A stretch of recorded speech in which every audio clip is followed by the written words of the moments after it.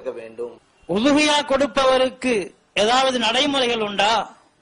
உலுஹியாவை கொடுக்கக்கூடியவர் சில ஒழுங்குமுறைகளையும் நடைமுறைகளும் செயல்படுத்த வேண்டும் அப்படிங்கறத நபிகள் நாயகம் ஸல்லல்லாஹு அலைஹி வஸல்லம் அவங்க சொல்லி தந்திருக்கிறாங்க. எந்த அளவுக்கு சொன்னா, உங்களில் ஒருவர் உலுஹியா கொடுக்க வேண்டும் என்கின்ற எண்ணத்தில் இருந்தால் துல்ஹஜ் பிறை 1 வந்தவுடன் அவர் தன்னுடைய நகங்களை வெட்ட வேண்டாம், தன்னுடைய முடிகளையும் வெட்ட வேண்டாம் என்று நபிகள் நாயகம் ஸல்லல்லாஹு அலைஹி வஸல்லம் சொல்லி தந்தாங்க. முஸ்லிமிலே பதிவு செய்யப்பட்ட ஹதீஸ். அதாவது இவர் பிற 1 இருந்து துல்ஹஜ் மாதம் பிற 1 இருந்து எந்த அன்னைக்கு இவர் குர்பான் கொடுக்கிறார் அது வரைக்கும், பிற 10 அன்னைக்கு இவர் கொடுக்கிறான்னு வச்சுக்கிறேன், அது வரைக்கும் இவர் நகமோ முடியோ வெட்டாம இருக்கணும். இவர் 11 அன்னைக்கு தான் கொடுக்கிறாரு அப்படின்னு வச்சுக்கிறேங்க. ஏன்னா 11, 12 குர்பான் கொடுக்கலாம் தானே.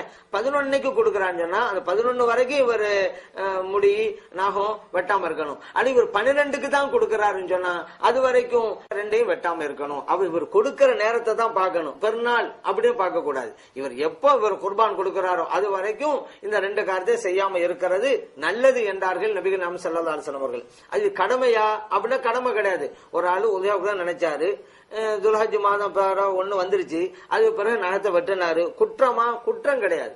முடி வெட்டுறாரு, குற்றமா? குற்றம் இல்லை, பாவம் இல்லை.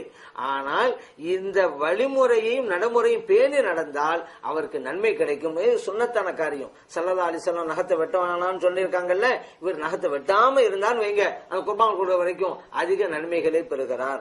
அதே போல துல்ஹஜ் மாதம் பிற 1 இருந்து குர்பான் கொடுக்கிற வரைக்கும் முடிய வெட்டாம இருந்தாலும் வச்சுக்கிறேன், அதிக நன்மைகளை பெறுகிறார். இப்ப இது மாற்றமா நடந்தாலும் தவறில்லை, குற்றமில்லை என்பதையும் நான் அறிந்து கொள்ள வேண்டும்.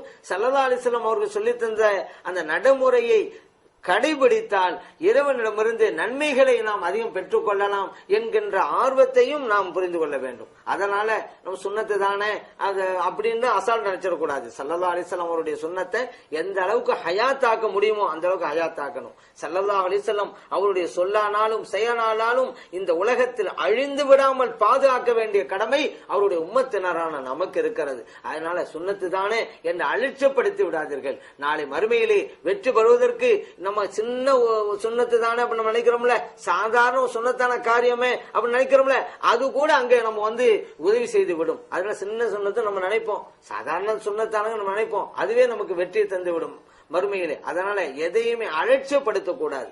சிறிய வணக்கமாக இருந்தாலும் அதை நிறைவேற்ற வேண்டும் என்கின்ற ஆர்வமும் பிடிப்பும் நம்மிடம் இருக்க வேண்டும். அப்படிங்கறத நாம் புரிந்து கொள்ள வேண்டும். அடுத்ததாக இந்த குர்பான் கொடுக்கக்கூடியவர் இஹ்லாஸான நிய்யத்தோடு இந்த காரியத்தை நேற்ற வேண்டும். இறைவனுக்காக, பேரு புகழுக்கு அல்ல, 4 பேர் நம்மளை பாராட்டுவாங்க அப்படிங்கறதுக்காக அல்ல. இதை நம்ம கொடுக்காம இருந்தா 4 பேர் நம்மளை என்ன பேசுவாங்க, குறையில பேசுவாங்க அப்படிங்கிறதுக்காக அல்ல. இறைவன் சொன்னால் நான் செய்கிறேன், நபிகள் நாயகம் ஸல்லல்லாஹு அலைஹி வஸல்லம் அவர்கள் செய்ய சொன்னார்கள், அதனால் நான் செய்கிறேன் அப்படின்னு இஹ்லாஸா நிய்யத்தோடு இறைவனுக்காக நாம் ஆற்ற வேண்டும். இது ரொம்ப முக்கியம். ஏன்னா அல்லாஹ் தஆலா நம்முடைய உள்ளத்தை தான் பார்க்கறான். நபிகள் நாயகம் ஸல்லல்லாஹு அலைஹி வஸல்லம் சொல்லி தந்தாங்க, இன்னமல் அஅமாலு பின்னியாத், எந்த ஒரு வணக்கமாக இருந்தாலும் எண்ணத்தை பொறுத்தே அமைகிறது அப்படின்றாங்க. இது புகாரில் பதிவு செய்யப்பட்டிருக்கிறது. அதனால் நம்முடைய உள்ளம் எப்படி இருக்கிறது ஒரு காரியத்தை செய்யும் பொழுது அதை தான் அல்லாஹ் பார்க்கறான். நபிகள் நாயகம் ஸல்லல்லாஹு அலைஹி வஸல்லம் கூட சொன்னாங்கல்ல, இன்னல்லாஹ லா யன்துரு இலா சுவரிக்கும், இறைவன் உங்களுடைய வெளித்தோற்றத்தை பார்ப்பதில்லை, வலாக்கின் யன்துரு இலா குலூபிக்கும், உங்களுடைய உள்ளங்களைத்தான் இறைவன் பார்க்கிறான் என்று நபிகள் நாயகம் ஸல்லல்லாஹு அலைஹி வஸல்லம் சொல்லி தந்தாங்க. அதனால இந்த வணக்கத்தை நாம் ஆற்றுகிறோம் என்றால் நாம் இறைவனுக்காக தூய எண்ணத்தோடு ஆற்ற வேண்டும். இது ரொம்ப முக்கியம். ஏன்னா அந்த இஹ்லாஸ் தான் இறைவனை போய் சேருகிறது. நம்முடைய தூய எண்ணம் தான் இறைவனை போய் அடைகிறது. அதுதான் இறைவனும் நமக்கு நன்மையும் பெற்று தருகிறது.